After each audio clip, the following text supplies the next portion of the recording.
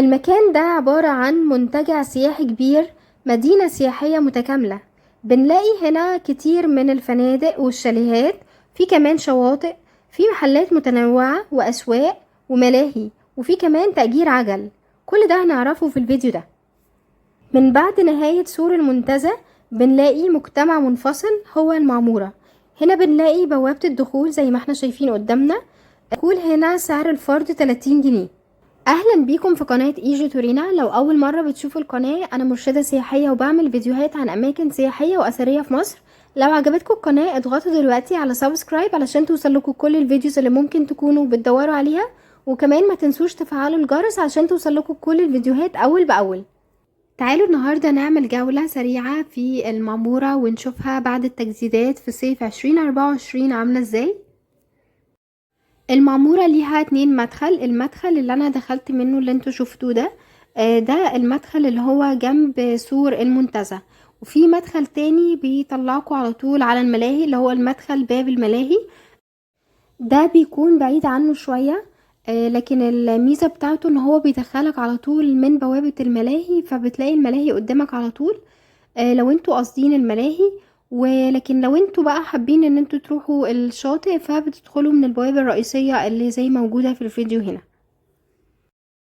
اول ما بنعدي البوابة بنلاقي فيه عدد كبير من العمارات. كل العمارات دي جديدة، وبيكون في عدد كبير من السماسرة موجودين هنا. بيكونوا كاتبين ارقام تليفوناتهم في كل مكان. هنا طول ما انتوا بتتمشوا بتلاقوا ارقام السماسرة، بتقدروا تتواصلوا معاهم في حالة ان انتوا لو عايزين شقة تمليك او شقة كمان للإيجار. ميزة المنتزه ان احنا زي ما احنا شايفين المكان هنا ليه طابع مختلف. هو مفصول عن الأحياء الخارجية اللي موجودة في المدينة، اللي موجودة عادي في اسكندرية زي الأحياء المشهورة اللي احنا عارفينها. المكان هنا بيتميز ان هو مفصول وبيعتبر منتجع لوحده، لكن في أماكن كتيرة هنا بتقدروا ان انتوا تقعدوا فيها، مش بس الشقق لكن كمان قدام شوية بنلاقي فيه عدد كبير جدا من الشاليهات. في هنا عدد كبير زي ما قلنا من الشاليهات، بتقدروا ان انتوا تشتروها بتاخدوها تمليك، او لو انتوا حابين ان انتوا تقضوا اجازة بس هنا صغيرة، سواء كانت يوم او اسبوع او حتى شهر، فبتقدروا ان انتوا تتواصلوا مع عدد هنا من السماسرة علشان تاخدوا الشقة اللي انتوا او الشاليه اللي انتوا حابينه. بتلاقوا هنا متاح ليكم من اول يوم او اكتر من كده. عدد الشاليهات هنا كبير جدا، وبتلاقوا الشاليهات هنا ان الاسعار بتاعتها مختلفة ما بين الاسعار القريبة من الشاطئ زي ما هنشوف دلوقتي، وفي شاليهات تانية بتكون قريبة من البوابة، وفي شاليهات تانية بتكون على اطراف المعمورة الطرف اليمين. فدي بتختلف كل واحدة حسب سعرها من حيث الموقع. وزي ما قلتلكوا طول ما احنا بنتمشى هنا بنلاقي يافط كتيرة للسماسرة زي ما انتوا شايفين، لكن الحقيقة ان انا ما بعملش هنا اي دعاية او يعني اعرف هنا سمسار مثلا معين عشان ارشحه لكم. الشارع اللي احنا ماشيين فيه ده بيكون اخره في البحر. عندنا على الجنبين اليمين والشمال في شاليهات كتيرة، والمكان ده بيبقى جميل جدا في الصيف لان هنا موجود كل الانشطة اللي انتوا ممكن تكونوا متخيلينها بتلاقوها موجودة في المكان ده. والميزة بتاعته ان هو هادي جدا بعيد عن دوشة المدينة، غير مثلا انتوا لو حابين تاخدوا فندق او اي حاجة برا بتلاقوا الدنيا زحمة جدا، بتلاقوها دوشة. فالمكان هنا بيتميز بالهدوء التام. المكان هنا كمان بيعتبر زي ما يكون كومباوند كبير، تقدروا ان انتوا تدخلوا بالعربية او تقدروا تطلبوا اي عربية انتوا عايزينها سواء تاكسي او اوبر بيدخل هنا المكان. غير عندنا المنتزه طبعا المكان مختلف تماما، ولو انتوا حابين تعرفوا كتير عن المنتزه هتلاقوه هنا فيديو خاص بالمنتزه بعد التجديد في القناة، وتقدروا تكتبوا في السيرش بسهولة المنتزه ايجي تورينا هتلاقوا الفيديو على طول.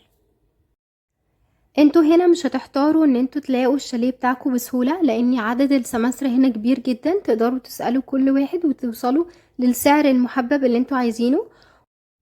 لكن اسعار الشاليهات هنا بتبقى مختلفة، كل فترة بيبقى ليها سعر. طبعا فترة الصيف دي بتكون اعلى سعر، لان عدد المصيفين هنا بيبقى كبير.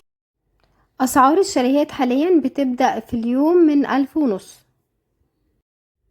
بعد ما وصلنا هنا، احنا هنا دلوقتي كنا ماشيين على طول من بعد البوابة، وبعد كده بنلاقي الشارع العمومي ده اللي هو بيفصل ما بين الشاليهات اللي احنا شفناها ورا والشاليهات التانية اللي هتكون عند الشاطئ، لان الشارع ده موازي للشاطئ والبحر كله زي ما هنشوف دلوقتي. عند الشارع العمومي اللي احنا واقفين فيه ده، زي ما انتوا شايفين الشارع طويل جدا. في عند الناحية الشمال هتلاقوا سور المنتزه، قريب من سور المنتزه هتلاقوا فندق بارادايز ان المعمورة، والفندق ده كنت عامله لكم عنه حلقة قبل كده، تقدروا تشوفوها هنا في القناة. تقدروا تختاروا من البلاي ليست اي فيديو انتوا حابين تشوفوه، لانه هو متقسم ليه هنا لكذا تصنيف. هتلاقوا فيديوهات عن المحافظات، هتلاقوا فيديوهات عن مقابر اثريه او اماكن اثريه، وهتلاقوا كمان فيديوهات خاصه بالفنادق، فهتقدروا منها تختاروا بكل سهوله اي فيديو انتوا حابين تشوفوه. اللي على ايدنا اليمين ده مطعم سمك لسه هيفتحوه جديد. الصف اليمين اللي احنا واقفين عنده ده فيه شوارع كتيرة تفريعات، لو دخلنا في اي شارع منها بنلاقي الشاطئ والبحر، والطريق كله بقى بيبقى جميل جدا. تعالوا كده نشوف المدخل من هنا. هنا الشارع ده على اوله محل ملابس صيفي وملابس بحر ومايوهات بكل اشكالها.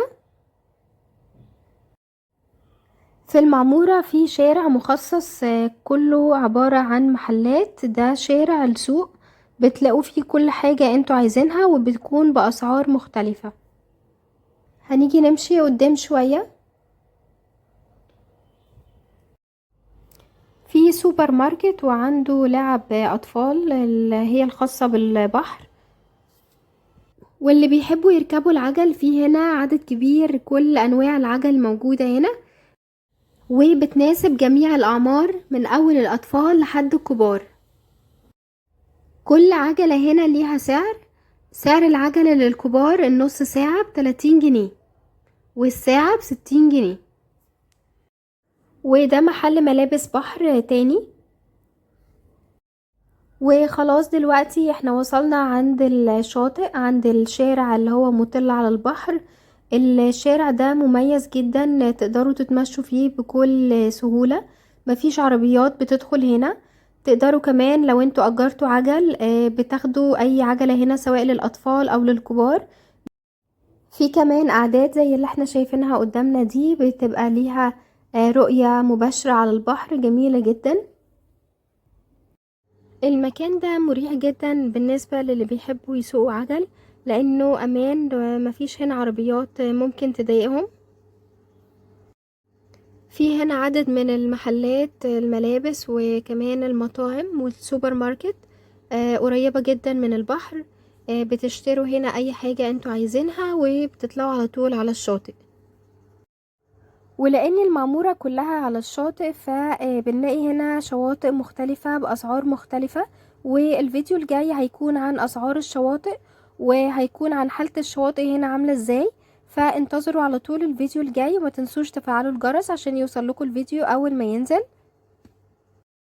المعمورة كمان بتتميز بمستوى عالي من الأمان، ومعظم الزوار هنا بيكونوا من العائلات، وبتكون هنا المكان المفضل بالنسبة لأي حد محتاج يتعلم سواقة عجل أو سواقة عربيات، بيفضلوا المكان ده. ودي تكون جولة سريعة عن منتجع المعمورة للناس اللي بتحب المكان الهادي، المكان البعيد عن الدوشة. عرفنا هنا عن الفنادق والشاليهات، عرفنا أسعار الدخول، عرفنا الأماكن اللي موجودة هنا اللي ممكن تزوروها جوه المعمورة أو الأنشطة اللي موجودة هنا. وبالنسبة للشاطئ هيكون في حلقة لوحدها منفصلة علشان الفيديو ما يطولش. واتمنى الفيديو ده يكون عجبكم واستفدتوا منه، وتدعموه باللايك والشير. ولو عندكم اي اسئلة او استفسارات اكتبوها تحت في الكومنتس وهرد عليكم.